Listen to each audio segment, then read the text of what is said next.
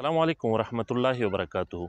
गुनियतुत्तालिबीन एक मशहूर किताब है जो हज़रत शेख अब्दुल क़ादिर जैलानी रहमहुल्लाह मुबारक की तरफ वो मंसूब है। अब ये उसकी किताब है या नहीं है तो इसमें इख्तिलाफ़ है। बड़े बड़े उलमा ने लिखा है कि ये हज़रत शेख अब्दुल क़ादिर जैलानी रहमहुल्लाह का किताब नहीं है, बल्कि ये बगदाद के किसी दूसरा कोई वाइज़ जिसका नाम भी अब्दुल क़ादिर था तो ये उसका किताब है। लेकिन बड़े उलमा कुछ ऐसे है कि वो ये भी कहते हैं कि हाँ, ये शेख अब्दुल क़ादिर जैलानी रहमहुल्लाह का किताब है, लेकिन उसमें इल्हाकात हुई है, उसमें कुछ चीज़ें वो किसी ने वो डाली हुई है जो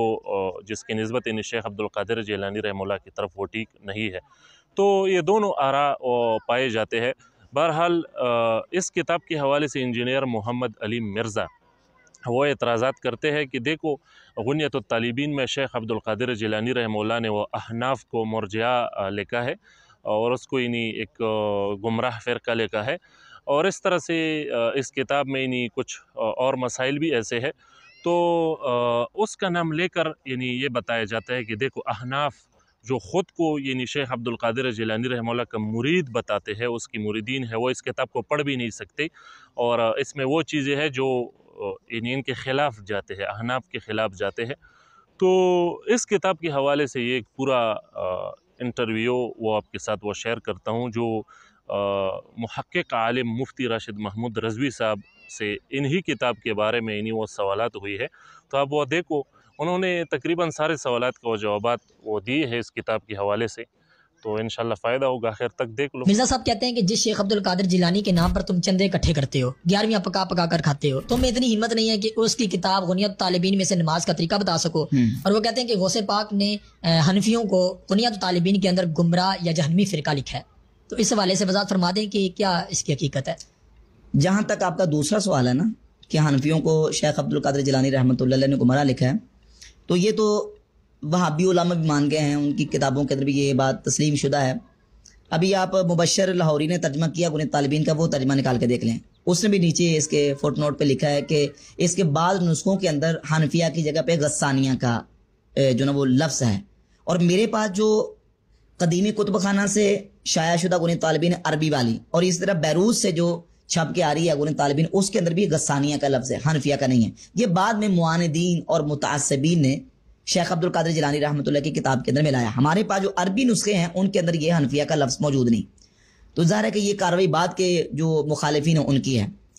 बाकी हुज़ूर शेख अब्दुल कादिर जिलानी गौसे पाक सरकार रहमतुल्लाह का हनफियों के बारे में जो मौक़िफ़ है, या इमाम आज़म अबू हनीफ़ा रहमतुल्लाह के बारे में, खुद गुनियत तालिबीन के अंदर उन्होंने इमाम अबू हनीफ़ा को इमाम आज़म लिखा है। और वो लिखा है उन्होंने उनकी इबारत ये है कि वहुवा मज़हबुल इमामिल आज़म अबी हनीफ़ा अन-नुअमान रहमहुल्लाह।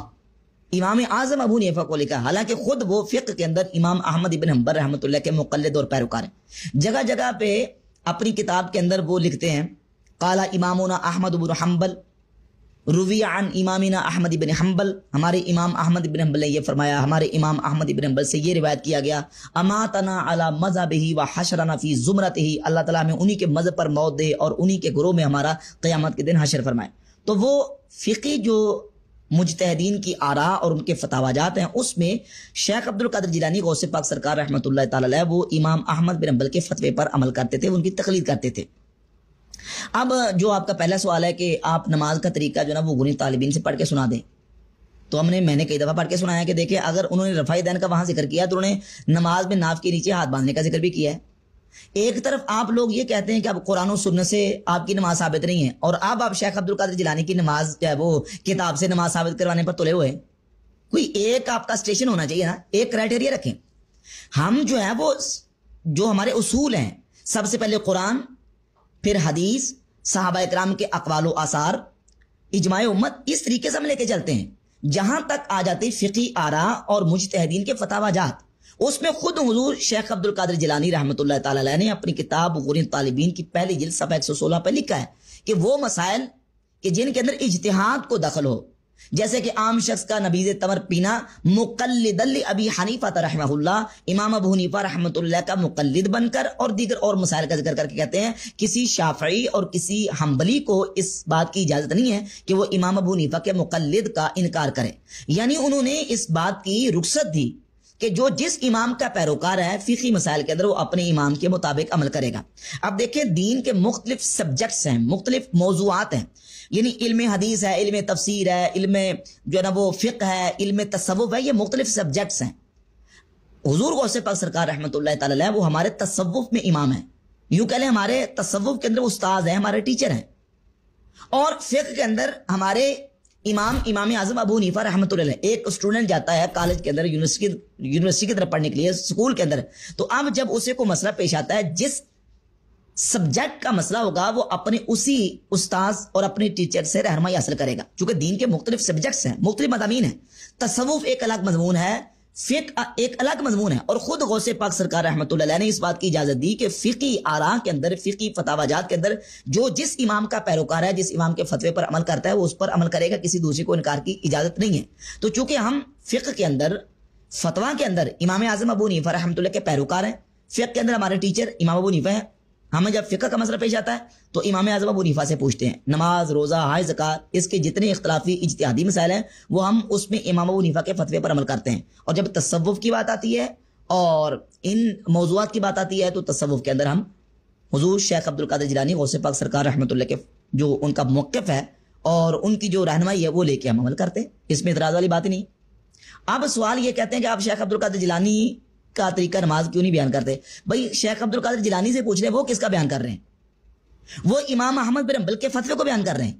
اپنی پوری کتاب کے اندر جو انہوں نے منہج اور اپنا جو طریقہ رکھا ہے وہ یہی ہے کہ وہ جتنے فقہی مسائل بیان کرتے ہیں، بلکہ آپ غنیۃ الطالبین کا پہلا چیپٹر اٹھائیں، پہلے چیپٹر کا نام کیا ہے؟ کتاب الفقہ،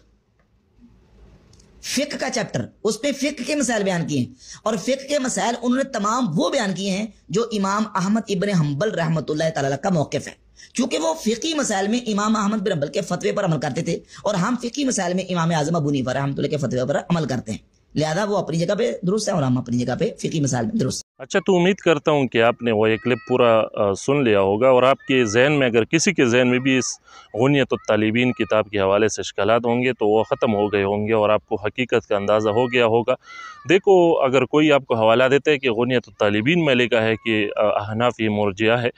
تو اس کا تو جواب آپ کو مل گیا کہ بہت سے نسخوں میں یعنی یہ بات ذکر ہی نہیں ہے، یہ بات ہے ہی نہیں ہے، اور وہاں پر احناف کی جگہ غسانیہ کا ذکر ہے، اور اس طرح سے عربی کتاب میں جو یعنی عربی زبان میں ہے غنیۃ الطالبین، تو اس میں بھی اس بات کا ذکر نہیں ہے، تو یہ کسی نے اس میں وہ ڈالی ہے متعصبین نے، اور اس طرح سے اس میں اگر کوئی یعنی آپ خود اندازہ لگا لو، خود شیخ عبد القادر جیلانی رحمہ اللہ وہ حنبلی تھے، تو وہ جب بات لکھتے ہیں تو کیا یعنی اپنے امام کو امام لکھتے ہیں، امام احمد بن حنبل رحمہ اللہ، لیکن جب ہمارے امام کا تذکرہ کیا جاتا ہے تو انہوں نے وہ لکھا ہے امام اعظم ابو حنیفہ رحمہ اللہ، اس کو امام اعظم لکھا ہے، تو یہاں سے بھی آپ کو اندازہ ہو جانا چاہیے۔ اور اس طرح سے اگر کوئی وہ رفع الیدین کے حوالے سے ہی نہیں بات کرے کہ دیکھو احناف خود رفع الیدین نہیں کرتے اور 11ویں شریف بھی کرتے ہیں شیخ عبد القادر جیلانی رحمہ اللہ کے نام سے، لیکن خود شیخ عبد القادر جیلانی رحمہ اللہ وہ تو یعنی رفع الیدین کرتے تھے، تو اس کے حوالے سے بھی نہیں آپ کو وہ تفصیل مل گیا۔ اور ویسے بھی رفع الیدین کا جو مسئلہ ہے تو احناف کے اپنے دلائل ہے اور جو اس کے کرنے والے ان کے پاس اپنے دلائل ہے، تو یہ تو فروعی مسائل میں سے ہے، اجتہادی مسائل میں سے ہے، تو ایسا نہیں ہے کہ اس کی بنیاد پر کسی کا نماز نہ ہوتا ہو یا اس کی بنیاد پر کسی کو اہل سنت میں داخل یا خارج کیا جائے، تو ایسا مسئلہ بھی نہیں ہے۔ تو امید ہے کہ اس کلپ سے، اس انٹرویو سے آپ کے وہ اگر کسی کے ذہن میں کوئی اشکالات ہو اس حوالے سے تو وہ دور ہو گئے ہوں گے، تو کوشش کرے کہ علماء اہل سنت کے تحقیقات وہ دیکھ لیا کرے، تو آپ کو پھر آپ کے ذہن میں سوالات نہیں ہوں گے، آپ کے ذہن میں یہ وسواس نہیں ہوں گے۔ تو اس کلپ سے امید کرتا ہوں کہ آپ کو وہ فائدہ ہو گیا ہوگا، مزید تفصیل کی ضرورت بھی نہیں ہے، سارا تفصیل تو مفتی صاحب نے وہ بتا دیا۔ السلام علیکم ورحمۃ اللہ وبرکاتہ۔